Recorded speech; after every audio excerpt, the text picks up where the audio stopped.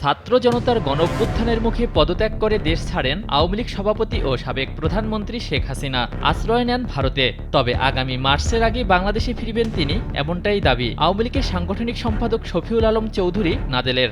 আমাদের দেশে আগামী 1 মাসের মধ্যেই একটি পরিবর্তন হতে যাচ্ছে এবং এই বিষয়টা নিশ্চিত বঙ্গবন্ধু কন্যা জয়িত্রী শেখ হাসিনা ইনশাআল্লাহ মার্চ মাসের পূর্বেই বাংলাদেশে আসবে।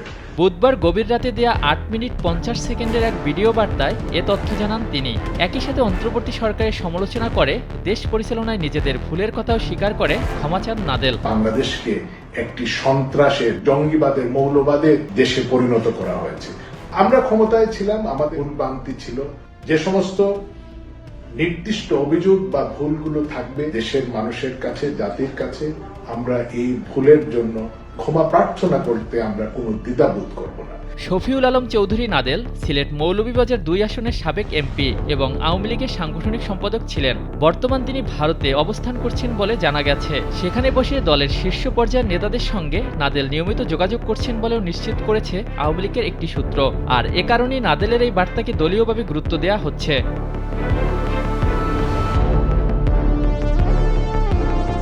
নাদেল তার নিজ ফেসবুক অ্যাকাউন্টে এক ভিডিও বার্তার সারসংক্ষেপ হিসেবে শেখ হাসিনার দেশে ফেরার বিষয়টি উল্লেখ করেন। নাদেল বলেন, আজকে শুধু এই দেশের মানুষ নয়, এই উপমহাদেশ হুমকির মধ্যে পড়েছে। আমাদের প্রত্যাশা আমাদের দেশে আগামী 1 মাসের মধ্যে একটি পরিবর্তন হতে যাচ্ছে। এ বিষয়টি নিশ্চিত বঙ্গবন্ধু কন্যা জননেত্রী শেখ হাসিনা ইনশাআল্লাহ মার্চ মাসের পূর্বেই বাংলাদেশে আসবেন।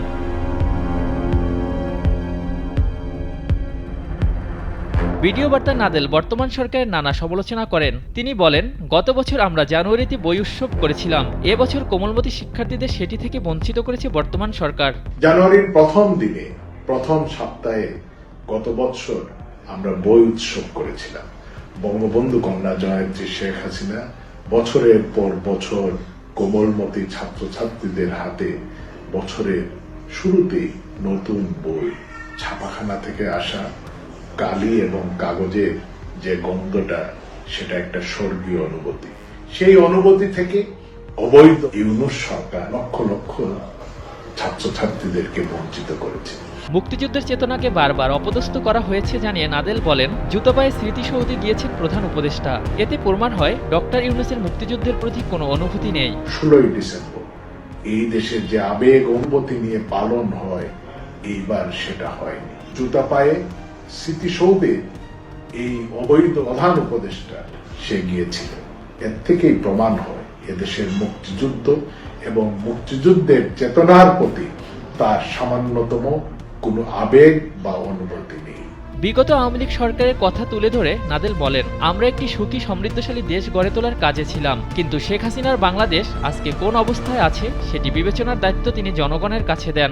আওয়ামী লীগ সরকার অতীতে যেসব ভুল করেছে সেসবের জন্য ক্ষমা চাইতে ভুল করবে না বলেও তার বক্তব্যে উল্লেখ করেন। আমাদের ভুলভ্রান্তি ছিল, দেশের মানুষের কাছে, জাতির কাছে আমরা এই ভুলের জন্য ক্ষমা প্রার্থনা করতে আমরা কোনো দ্বিধাবোধ করব না। ভিডিও বার্তায় নাদেল কোটা আন্দোলন নিয়েও কথা বলেন। এ সময় তিনি বলেন, কোটা আন্দোলনের সময় স্নাইপার রাইফেল দিয়ে শিক্ষার্থীদের হত্যা করা হয়েছে।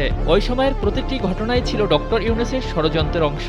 আর এ অবস্থা আর বেশি দিন চলতে দেয়া যায় না। আগামী 1 মাসের মধ্যে দেশের পরিবর্তন দেখতে পারবেন।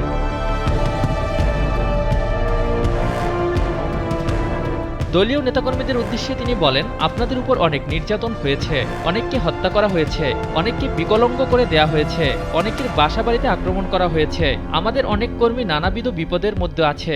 আমি আমাদের নেতাকর্মীদের উদ্দেশ্যে বলি, আপনাদের উপরে অনেক নির্যাতন হয়েছে, অনেককে হত্যা করা হয়েছে, অনেককে বিকলাঙ্গ করে দেয়া হয়েছে, অনেকের বাসাবাড়িতে আক্রমণ করা হয়েছে। আমাদের লক্ষ লক্ষ নেতাকর্মীদেরকে আমরা সহযোগিতা করতে পারিনি, তাদের বিপদের সময় তাদের পাশে দাঁড়াতে পারিনি, তাদেরকে সমর্মিতা অনেক ক্ষেত্রে আমরা জানাতে পারিনি। এটা আমাদের জন্য অত্যন্ত দুঃখের, লজ্জার, কষ্টের। আমরা ক্ষমা চাই। আমরা আমাদের কর্মীদের খবর ঠিকঠাক মতো নিতে পারিনি। এসবের জন্য দলের নেতাকর্মীদের কাছে দুঃখ প্রকাশ করে বলেন, প্রেক্ষাপটের কারণে আমরা আমাদের নেতাদের পাশে দাঁড়াতে পারিনি। এজন্য আমরা দুঃখিত ও লজ্জিত। নেতাকর্মীদের ধৈর্য ধরার আহ্বানও জানান তিনি।